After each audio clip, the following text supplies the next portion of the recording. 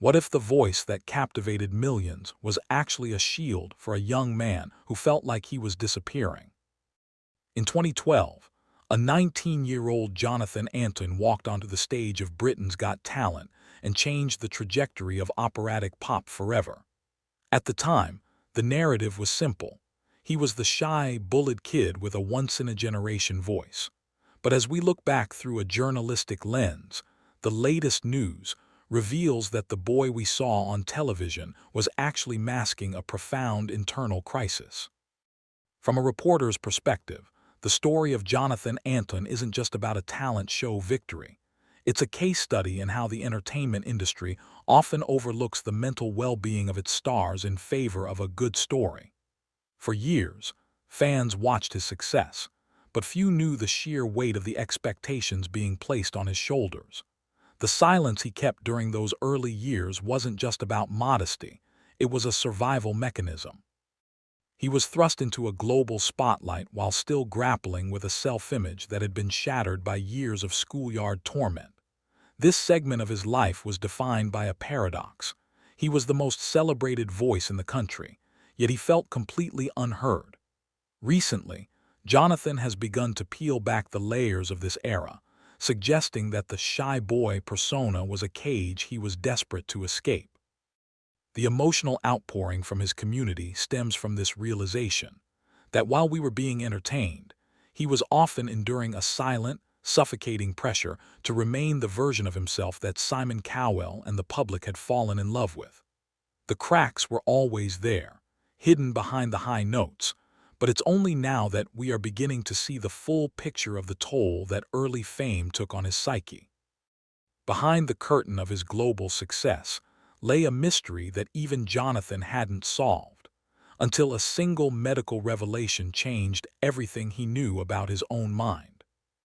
For over a decade, the media labeled Jonathan as eccentric, difficult, or reclusive. But in a groundbreaking move toward transparency, Jonathan recently broke his silence on a life-changing diagnosis. He is autistic. From a news perspective, this isn't just a personal update. It's a radical recontextualization of his entire career. He described the moment of diagnosis as the missing piece of his life's puzzle, explaining that his sensory sensitivities and social challenges weren't character flaws, but neurological realities. This news has sparked an incredibly emotional response because it highlights how much of his awkwardness was actually a person struggling to navigate a world not built for him. Imagine the courage it takes to stand in front of thousands when your brain is processing every light, every whisper, and every vibration at 10 times the intensity of the average person. Jonathan's decision to share this has turned him into an accidental advocate for neurodiversity in the arts. He's been vocal about how the industry's rigid structures often fail those who don't fit the standard mold. This transparency has forced a conversation about how we treat performers who may need different accommodations to thrive. The breaking silence aspect here refers to his refusal to hide his neurodivergence any longer. He's no longer apologizing for needing space or for seeing the world differently.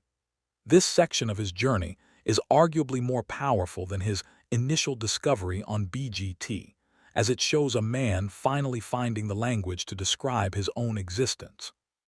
But as he found peace with his mind, he began a grueling physical journey that would once again set the tabloids on fire. While the headlines focused on the numbers on the scale, the real story was the invisible battle Jonathan was fighting just to feel human in his own skin. One of the most visual aspects of Jonathan's latest news has been his dramatic physical transformation. For years, Jonathan's weight was a topic of public discussion, often in ways that were cruel or reductive. When he emerged recently looking significantly leaner, the speculation was rampant. Some suggested he had succumbed to industry pressure, while others feared for his health. However, speaking with the clarity of a veteran performer, Jonathan has clarified that this change was never about vanity. It was about agency. For a man who felt his mind was often at odds with his environment, taking control of his physical health was a way to reclaim his life. He has been remarkably candid about his history with depression and how his physical state was often a reflection of his mental health. The emotional side of this story for fans isn't the weight loss itself, but the realization of how much pain he was in when he was at his heaviest. He hasn't just lost weight. He has fought his way out of a period of self-neglect that was fueled by a lack of self-worth. This transformation was a breaking of silence against the voices in his head that told him he wasn't worth the effort. Reporters have noted that his stage presence has shifted as a result. There is a newfound lightness and confidence in his movements. But this journey wasn't without its controversies, as the singer had to navigate the fine line between healthy improvement and the toxic perfectionism that the music industry often demands. This leads us to the shocking reality of why he chose to walk away from the massive contracts that most singers would kill for. He was offered the world on a silver platter, but Jonathan Antoine decided to break the silence on why he chose to walk away from the major labels and do it all alone. In the world of professional music, walking away from a major label is often seen as career suicide. Yet, that is exactly what Jonathan did. After the initial rush of fame, he realized that the pop-era machine was more interested in a polished product than a genuine artist. From a reporter's view, this was a pivotal moment of defiance. He broke his silence on the creative constraints that were being placed on him, revealing that he felt like a puppet in a suit. The emotional weight of this decision cannot be understated. He risked financial security and mainstream airplay for the sake of artistic integrity. This move to become an independent artist allowed him to record projects that were closer to his heart, such as his work at the legendary Abbey Road studios. It was a statement to the industry. My voice is not for sale if it means losing my soul. This era of his life has been defined by a quality over quantity approach, and while he may not be on the front page of every tabloid anymore, his connection with his Fantoines has never been stronger. He's being more vulnerable now than ever before, sharing the struggles of being an independent creator in an algorithm-driven world. This section of his life serves as a beacon for other artists who feel trapped by corporate expectations. He has proven that you can maintain a global fanbase without sacrificing your identity. However, this path of independence has led to some of the most raw and emotional updates he's ever shared on social media, leaving many to wonder what the future holds for the people's tenor. A single post can change everything, and Jonathan's latest vulnerable admission has left his fanbase questioning what they thought they knew about his current well-being. Recently, the latest news surrounding Jonathan hasn't been about a new album or a tour, but about his raw, unfiltered communication with his fans.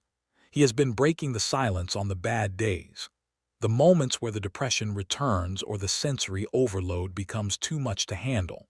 From a news perspective, this is a radical departure from the curated, perfect lives most celebrities project. He has used his platform to speak about his struggles with mental health in a way that is both jarring and deeply moving. He's talked about the off days, where getting out of bed feels like a monumental task, and the ding on social media negativity that can spiral into a dark place. This level of honesty is why the headline "fans are emotional" is so prevalent.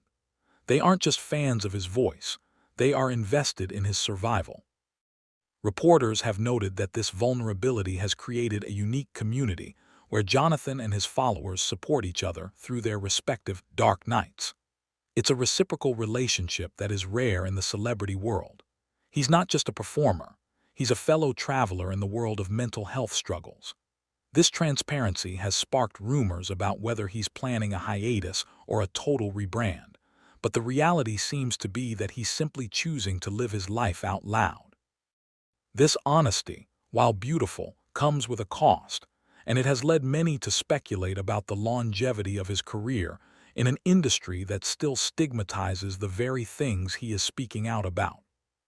As the echoes of his past struggles fade, the question remains: is the world finally ready for the authentic, unfiltered Jonathan Antoine? As we look at the legacy Jonathan Antoine is building today, it's clear that he is no longer just the boy from the talent show. He is a man who has navigated the heights of fame, the depths of despair, and the complexities of a late-in-life diagnosis. The latest news is that he is currently working on some of his most ambitious music yet, but he's doing it on his own terms. From a reporter's standpoint, Jonathan has successfully transitioned from a novelty act to a respected artist with a clear mission.